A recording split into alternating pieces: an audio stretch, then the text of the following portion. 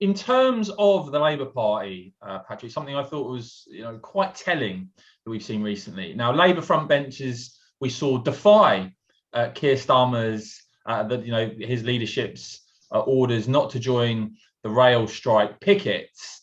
Of course, a number of Labour front benches defying him on that, and it now comes out that in actual fact Labour won't sack front benchers who joined the rail strike pickets. And I just think this is quite telling because I think, of course, Keir Starmer has been keen to sort of project that the sort of leftist elements of his party, the sort of Corbynista element, don't have, much of a say or influence in the party anymore. And yet, when you have Labour MPs defying him and joining the picket lines, Keir Starmer not sacking them, and apparently, I mean, what do you think this says about his authority?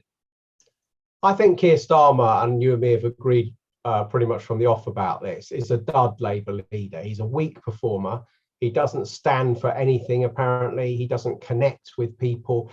And the rail strike's another example of this. Not only does he not have the authority with his own parliamentary party to have his writ run, but, looking back last week at the rail strike, you could argue that the RMT leadership, Mick Lynch and the deputy, is he called Dempsey or something? I seem to remember, these sort of smart Cockney boys, they were actually quite good on the media, aren't they? And they were able to stand their ground quite well. And, I'm not going to be backing the rail strike, but I thought they set out some good points pretty intelligently. And it was quite refreshing to see them give a few complacent television presenters bloody noses. But Keir Starmer was just rabbit in headlights.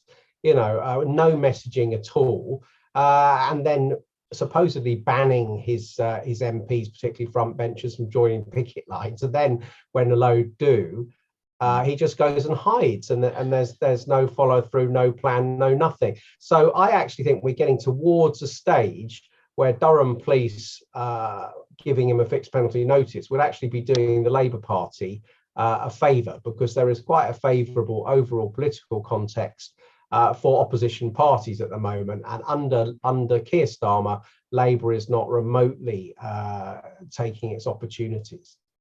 I mean, is this a taster of what a Keir Starmer Labour-led government would look like, particularly if they're in coalition with other parties, the Lib Dems, the Greens, maybe the SNP? That you've got, this someone presenting themselves as sort of a modern, forward-thinking Labour leader who, in actual fact, loses complete control and discipline.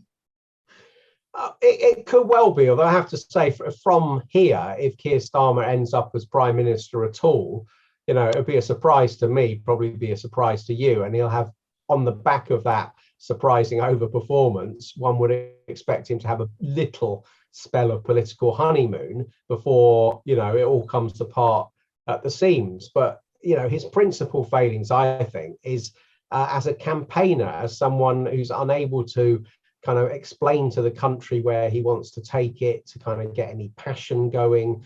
People, I think, have made their minds up about him as just weak, dull, no vision for the country, not much political courage. And so I think his much bigger problem staring him in the face is I just can't see how he becomes Prime Minister. I think any Tory leader is going to be able to beat him. And the idea of Keir Starmer as Prime Minister at the head of a disorderly coalition of politically correct left-wing pro-EU parties, I think that's going to come apart during a general election campaign.